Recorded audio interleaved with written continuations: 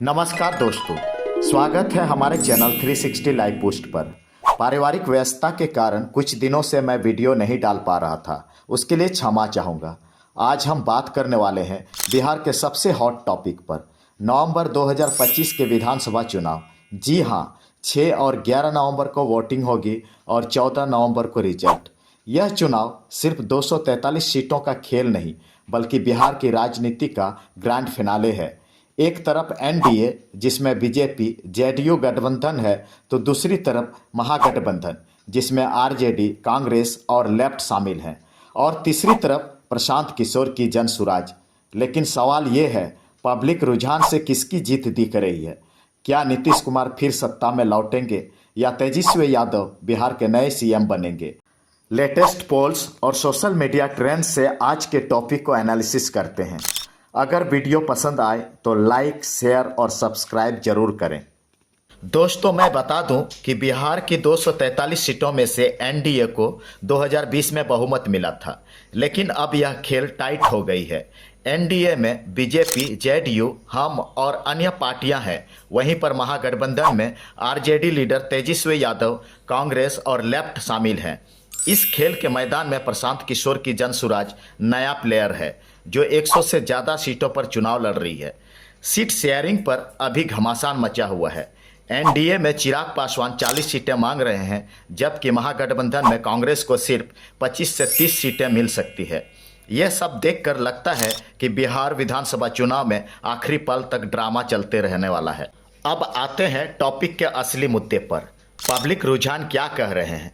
मैंने latest opinion polls check किए हैं जो अक्टूबर 2025 के हैं।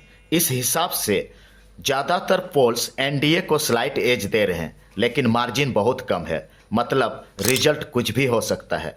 सी वोटर पोल के अनुसार 40% चांस मिल सकता है एनडीए को सत्ता बरकरार रखने का, जबकि महागठबंधन करीब करीब बराबरी पर है। तेजस्वी यादव को सीएम के फेस के तौर पर सबसे ज़्यादा पसंद किया जा रहा है। लाइट मिंट के सर्वे के अनुसार तो एनडीए और इंडिया गठबंधन के बीच सिर्फ 1.6% का फासला है।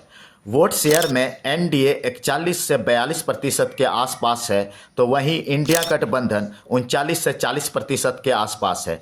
IANS मैट्रिज पोल के अनुसार एनडीए साफ बहुमत की ओर दिख रहा है। इसके अनुसार एनडीए को 49% वोट शेयरिंग के साथ 150 से 160 सीटें मिलती दिखाई दे रही है। वहीं पर इंडिया गठबंधन को 36% वोट शेयरिंग के साथ 70 से 85 सीटें मिल रही है। इस पोल के अनुसार नीतीश कुमार की अप्रूवल हाई है और मोदी फैक्टर काम कर रहा है। वहीं पर स्पीक मीडिया के पोल के अनुसार 46% वोट शेयरिंग के साथ एनडीए को 136 सीटें तथा इंडिया गठबंधन को 41% वोट शेयरिंग के साथ 66 सीटें मिल रही है। साथ ही जनसुराज को 8% वोट शेयरिंग के साथ सीटें ना के बराबर मिल रही है। जेवीसी पोल के अनुसार एनडीए को 136 सीटें, महागठबंधन को 75 और जनसुराज को सिर्फ 2 सीटें मिल रही है।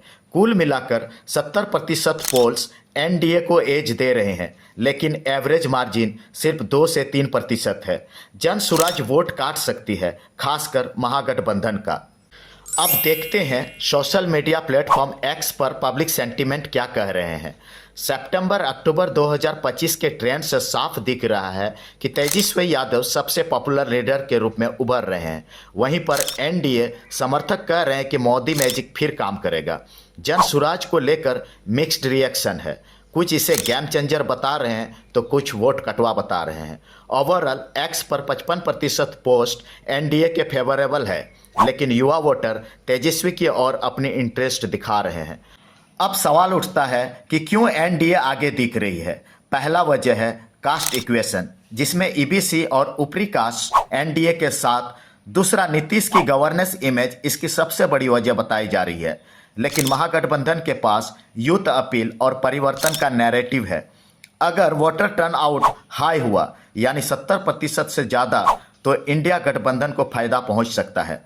सबसे इंटरेस्टिंग बात यहाँ यह है कि अगर जनसुराज 10 से 15% वोट ले गए तो सब कुछ उलट पुलट हो सकता है। दोस्तों, रिजल्ट तो अब 14 नवंबर को ही पता लगेगा। आप क्या सोचते हैं, बिहार कौन जीतेगा? एनडीए या इंडिया गठबंधन? कमेंट करके जरूर बताइएगा।